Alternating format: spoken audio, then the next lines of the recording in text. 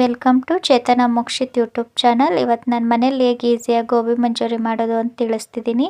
ಅದಕ್ಕೆ ಬೇಕಾಗುವ ಪದಾರ್ಥಗಳು: ಹೂಕೋಸು, 1 ಬೌಲಷ್ಟು ಮೈದಾ ಹಿಟ್ಟು, ಅರ್ಧ ಬೌಲಷ್ಟು ಕಾರ್ನ್ಫ್ಲೋರು, ಪೆಪ್ಪರ್ ಪೌಡ್ರು ಅಥವಾ ಮೆಣಸನ್ನ ಕುಟ್ಟಿಡ್ಕೊಬೋದು, ಕೊತ್ತಂಬರಿ ಸೊಪ್ಪು, ಹಸಿಮೆಣಸಿನ್ಕಾಯಿ, ಈರುಳ್ಳಿ, ಖಾರ ಪುಡಿ, ಉಪ್ಪು, vinegar, chilli sauce and tomato sauce, ಶುಂಠಿ ಬೆಳ್ಳುಳ್ಳಿ ಪೇಸ್ಟು ಅಥವಾ ಶುಂಠಿ ಬೆಳ್ಳುಳ್ಳಿನ ಸಣ್ಣದಾಗಿ ಹೆಚ್ಚಿಡ್ಕೊಬೋದು, ಕರಿಬೇವು ಸೊಪ್ಪು.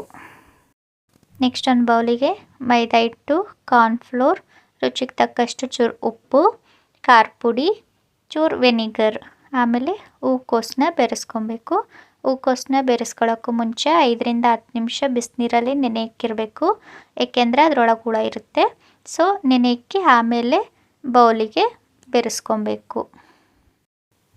ನೆಕ್ಸ್ಟು ಬೌಲಲ್ಲಿ ಒಂದು 5ರಿಂದ 10 ನಿಮಿಷ ಎಲ್ಲವನ್ನು ಮಿಕ್ಸ್ ಮಾಡಿ ಬಿಟ್ಟಿರಬೇಕು, ಏಕೆಂದರೆ ಅದು ಉಪ್ಪು ಖಾರ ಎಲ್ಲ ಕುಡ್ಕೊಬೇಕು. ಸೊ ಅದಕ್ಕೆ ನೆಕ್ಸ್ಟು ಒಂದು ಬಾಣಲೆಯಲ್ಲಿ ಎಣ್ಣೆಯನ್ನು ಕಾಯಿಸ್ಕೊಬೇಕು.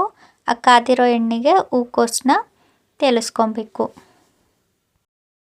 ನೋಡಿ, ಈ ಥರ ಹೂಕೋಸು ಕೆಂಪು ಬಣ್ಣ ಬರೋವರೆಗೂ ಎಣ್ಣೆಯಲ್ಲಿ ತೇಲಿಸ್ಕೊಬೇಕು. ನೆಕ್ಸ್ಟು ಒಂದು ಬಾಣಲೆ ಇಟ್ಬಿಟ್ಟು ಒಗ್ಗರಣೆ ಮಾಡ್ಕೊಬೇಕು. ಆ ಬಾಣಲಿಗೆ ಎಣ್ಣೆ, ಹಸಿಮೆಣಸಿನ್ಕಾಯಿ, ಶುಂಠಿ, ಬೆಳ್ಳುಳ್ಳಿ, ಚೂರು ಕರಿಬೇವು ಸೊಪ್ಪು, ಈರುಳ್ಳಿ ಎಲ್ಲವನ್ನು ಹಾಕ್ಕೊಂಡು ಒಗ್ಗರಣೆ ಮಾಡಿಕೊಬೇಕು.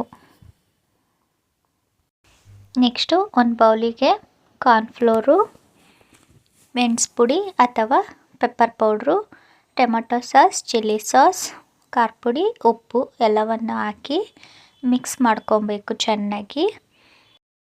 ಈ ಮಿಕ್ಸ್ ಮಾಡ್ಕೊಂಡಿರೋ ಮಿಶ್ರಣವನ್ನು ಒಗ್ಗರಣೆ ಮಾಡ್ಕೊಂಡಿರ್ತೀವಲ್ಲ ಅದಕ್ಕೆ ಬೆರೆಸ್ಕೊಬೇಕು. ಚೂರು ವಿನೆಗರ್ ಹಾಕಬೇಕು.